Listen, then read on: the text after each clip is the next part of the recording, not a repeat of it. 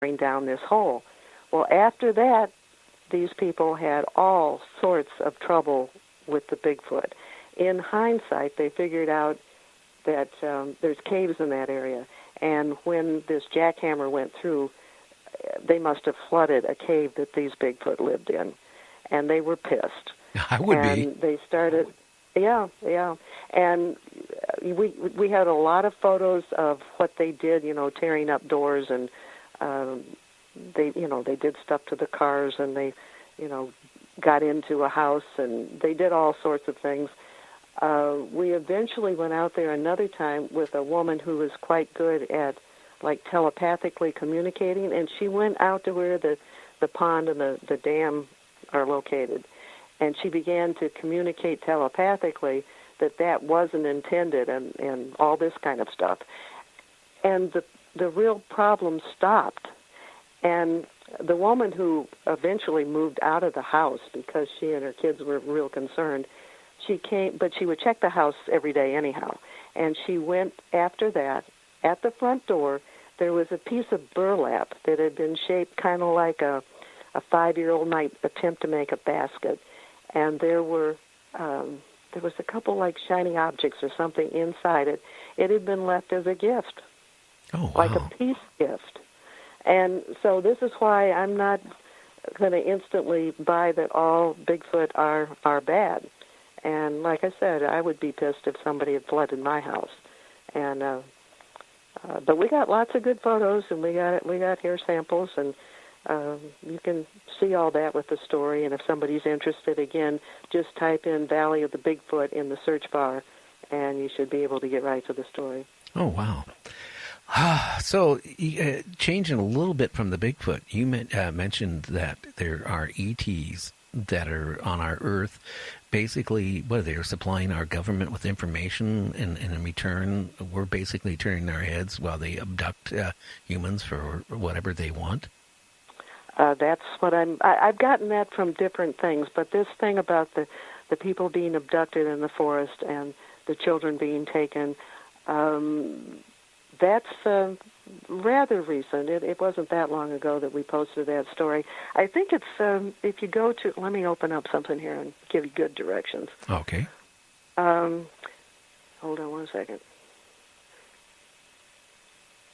Well, I tell you, I would not want to meet Okay, there's a section called Deep Throat Testimonies, and that's where we have people that have really good credentials, which I do get to see.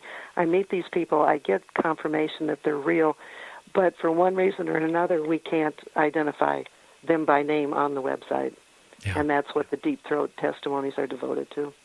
Wow. What's the worst you've heard about these ETs besides basically the government basically allowing them to, cannibalize humans?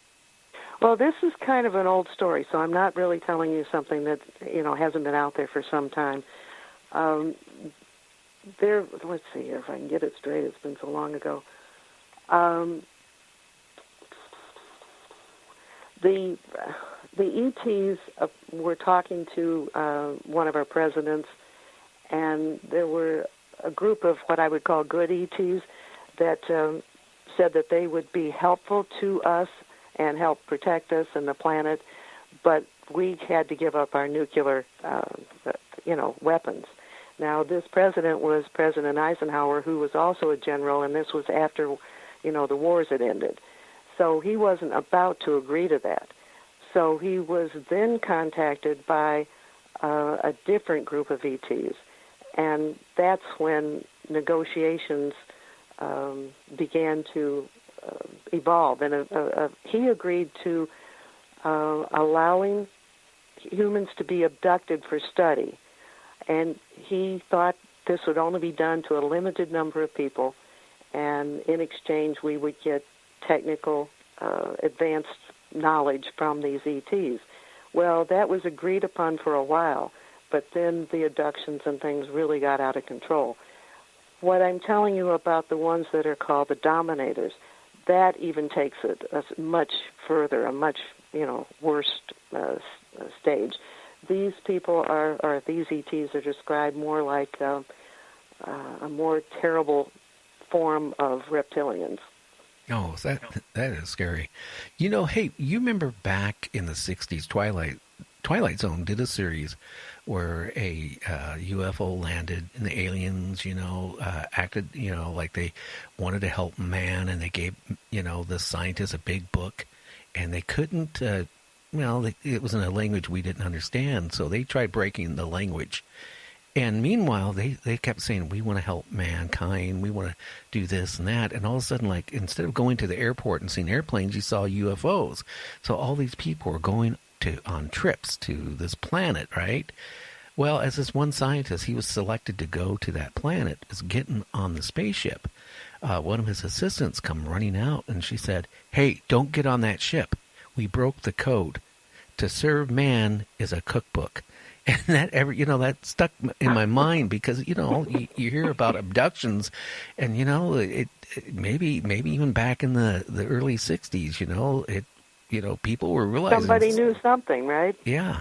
Yeah. Science fiction has always been giving us glimpses of the future. Well, if somebody offers me a free ride on a spaceship, I'm not going to get on it. Well, I think some people want to invite the UFOs in, and they want to see a UFO, and they want to, see an ET. And I think people need to be really careful. And if you do see a UFO or an ET coming your direction, you better really tune into your gut feeling, because if your gut feeling says run like hell, that's probably good advice, because all ETs are not good, all ETs are not bad. They're just like human beings. We have both kinds, and we better be discerning. Well, I will say this, okay? We look at anything be less humans, right, as eatable.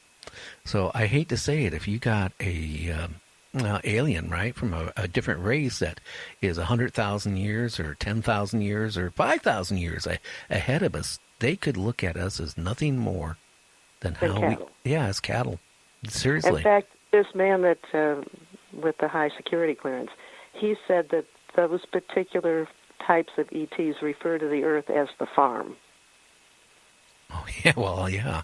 Because it's not just even the 14,000 people gone missing in the park system. You look at all the people who've gone missing worldwide. I mean, they go on a trip and they're gone. They go, they walk down the street to go to the store, never found again. Now, some of them could be from, people killing people and things like that. But then again, you never know. I mean, there's so many people have totally disappeared that it's virtually to the point where they can't even account for it. And those that live in other countries, let's say different parts of Africa and South America, where, there would be nobody who would ever report somebody missing like that, we'd never hear about it. So that's probably really good pickings. Oh, yeah. Oh, yeah. And, yeah, you're right. Like in the Amazon and places like that. I mean, it just, I don't know. I don't want to scare people, but. Well, it's, like I said, we need to trust our gut feelings more, because I've talked to many people who've had good experiences. I've had so many stories I can't keep all the details straight to be able to share them with you.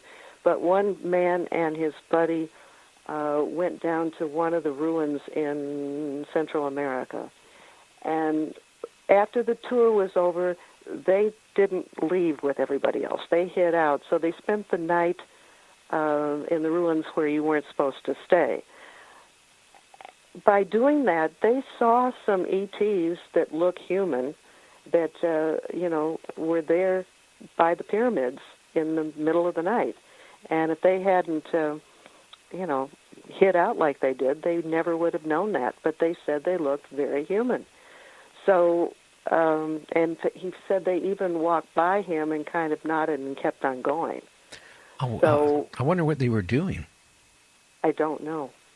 I do not know. I don't, and he didn't know either. So, but, that was not a bad experience. It was a unique experience, but it wasn't bad. Well, it could have turned out bad if they would have been found. I mean, really. I mean, yeah. I put it this way. I had Peter Davenport on the show, and I'm sure you know who he is.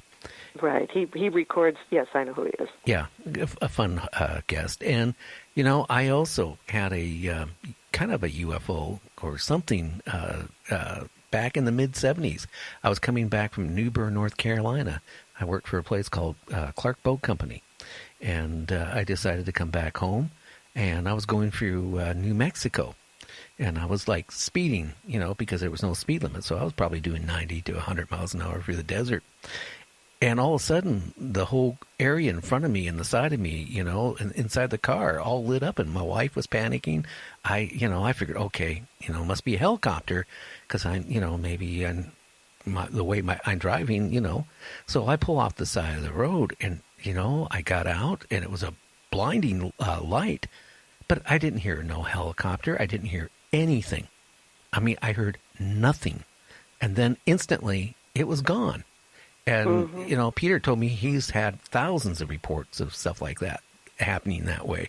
So it tells me, there is things out there. Maybe that was a government thing. I have no idea. But it was something I couldn't... It's getting harder to tell them apart because the government's gotten rather good at creating, UFOs.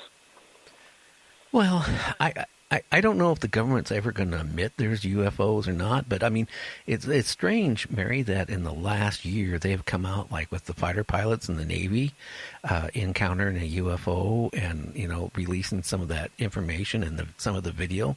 It makes you wonder, like maybe they're slowly trying to prepare us that something is out there.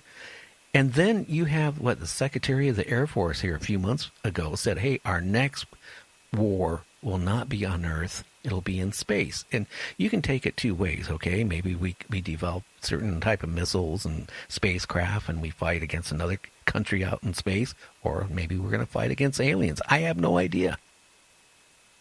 Yep. I guess if we knew all the answers, we would be bored to death, right? I think so. That's why I think, the Bigfoots out there actually have it easy, I mean, from the standpoint, they have to go, and look for food all the time and stuff like that. But boy, they sure don't have the pressures that me and you have.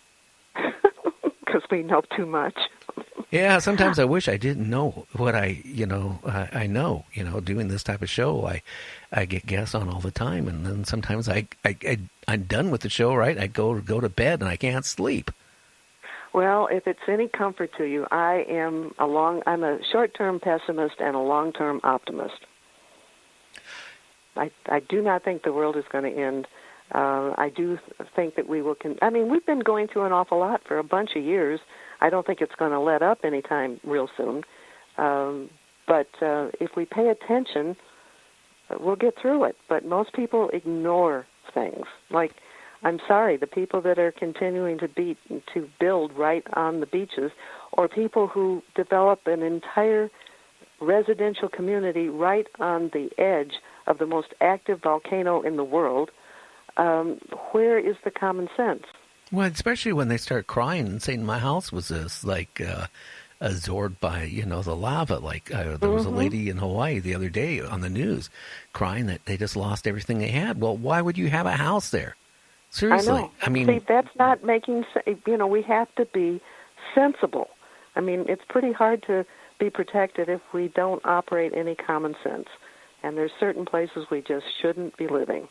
Well, you know what? I'm at my age. I'm 66 years old, so I'm not young anymore. So if I wanted to go to and live in Florida, I'm not going to worry about it being underwater. But if I was 21 years old and moved to Florida and bought some property in certain parts of Florida, I'd be worried about in 20 years from now if I had to learn how to swim. Right. Absolutely. So everybody just needs to have more sense about what they do. Yeah. Now, I'm kind of concerned about the Earth, the